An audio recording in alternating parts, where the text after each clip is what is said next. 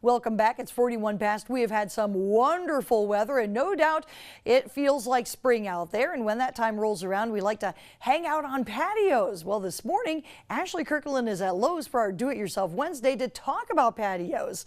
Good morning, Ashley. Good morning, Vicki. Good morning, do-it-yourselfers. Good morning, spring, right? So, Vicki, I don't know that there are many things besides the warm weather and the blooming flowers.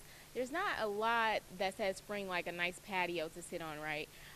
So this today on Do It Yourself Wednesday, we're going to walk viewers through the process of paving a new patio for their homes, because it's really important for spring to sit out on the patio, relax in some nice warm weather. Now, Vicki, I know that you are probably the only one on the morning show that has the potential to have a patio, so you have to pay really close attention, because I'm expecting you to build a patio, invite Sean, Sam, Cheyenne, and myself over so we can come and hang out on your new patio this spring and this summer. So pay close attention. We'll be back with more on that at Lowe's. Right now, Ashley Kirkland reporting live in Marquette Township, TV6 News. All right, thanks, Ashley. 12 after the hour. So you ready to break out all that great patio gear? Well, first you may have to get a patio built after the harsh winter, or maybe get it fixed up. So you're in luck. Ashley Kirkland live at Lowe's talking about patios in our Do It Yourself segment. Ashley? Hey, Vicki. First, I want to clear up a couple of things. When you invited me, I had plans. I was going out of town, so I didn't slight you there. And Sean, I am never building a patio, so just forget about it. But I know some people that can build a patio and can help you, so we're here at Lowe's. And right now, we are going to talk about patio building. Thank you so much for being here. How can we get started with building a new patio? Sure. The first thing you need to do is to take the time to pick out the tools that you need, because starting a project with the right tools is the key to success here. So. Okay. So Clint, what tools do we need here? Sure. Some of the basic things that you're going to need for sure. You're going to need a level, because you're going to want your patio to be nice and level. You're going to need a mallet in order to set these pavers that you see in front of you. And you're definitely going to want some gloves for this whole process as well. Some of the special tools you're going to see are there's a tamper over here, and that's for leveling the ground underneath the patio pavers. And you'll need a shovel to dig it out before you get started. So when it comes to shoveling and digging out the ground, is there any yard prep work that we need to do first, or any tools for the yard prep work? Sure. It's always good to rake, get all the sticks and stuff like that out of the way, and then you're just going to want to start digging. You dig down to a depth about 7 inches. Okay. So how much space should we be looking at before we start building a patio in our backyards? Sure. And really that's up to you and what you want for a patio. If you want to have a 8x8 area to put some chairs on and set out, or if you want to have a 40x40, to have all the company over and have a barbecue, it's really up to you.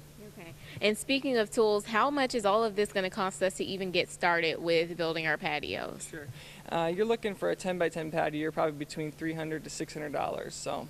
Now, is that just for the tools, or is that to actually build the patio? That'd be tools and patio.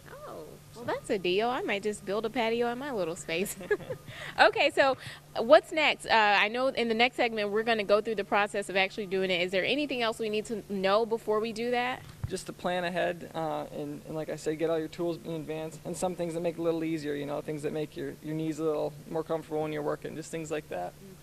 Always got to be a little bit comfortable. So as I said, we are going to be back with the in-depth process of laying down the patio, putting down the foundation, and finish that off for you. Back to you, Vicki. Ashley Kirkland reporting live in Marquette Township, TV6 News. Welcome back. Well, soon enough, it'll be a breezy 70 degrees, and you'll want to hang out on your patio or deck. And we're helping you get ready for that breezy weather by getting your patios in tip-top shape. Ashley Kirkland is back at Lowe's with more on the topic. Ashley? Well, Sam, if people aren't hanging out at the beach, they surely would want to hang out on their patios in 70-degree weather. So we're here at Lowe's, and we're going to show them how to make those patios, put them together.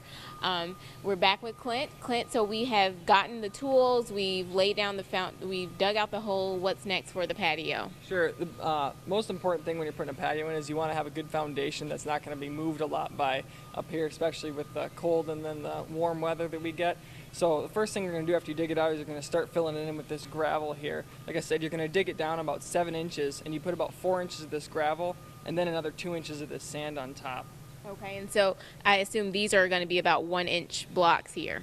Correct. Actually, these are about 2-inch blocks here, and you can adjust that depth, the 7 inches dug down, based on where you want these to sit flush with the ground. So. Okay.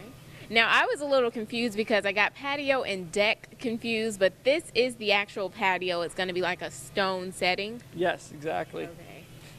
And so what's the next process? Sure. The next process after you get the foundation laid, you're going to want to level the sand so that it's all nice and even, and then you can actually pack it down with the tamper tool that we have. Once everything's nice and solid, you can start laying these into place. You put them all into place, you tap them down in with this mallet, you settle the corners, put the level on, make sure everything's at the same height, and then the next process is taking sand again and sweeping it into these cracks that are usually about a 1/2 inch thick. Okay. So we won't need any glue or adhesive to keep these stuck together? It's actually, no, they sit down, and then you take a polymer-based additive that you put into the sand, and that's what kind of helps bind everything together and keep the weeds from coming through. Okay. So I'm not sure we addressed this tool. What exactly is this? Sure, this is a level, actually. This is what you're going to use. So when you set these in place, you're going to want to check all the corners of them and check them different ways to make sure that everything, this one is level with this one. So, and that's why you have the mallet, so you can then set the corners in so that it's sitting right. Okay. And so what are some things that we can do to finish off, put the finishing touches on the patio? Yeah, a lot of people will just put wood, but some of the other options that you have that make it look a little nicer is you have some specialty edging that you can put on there. It just really adds a nice touch to it. Okay, that is very fun and neat. So we hope that everyone is ready for this spring weather, and by getting ready, you can get your patio ready. I hope this was helpful for viewers, and more from your TV6 Morning Show will be coming up next.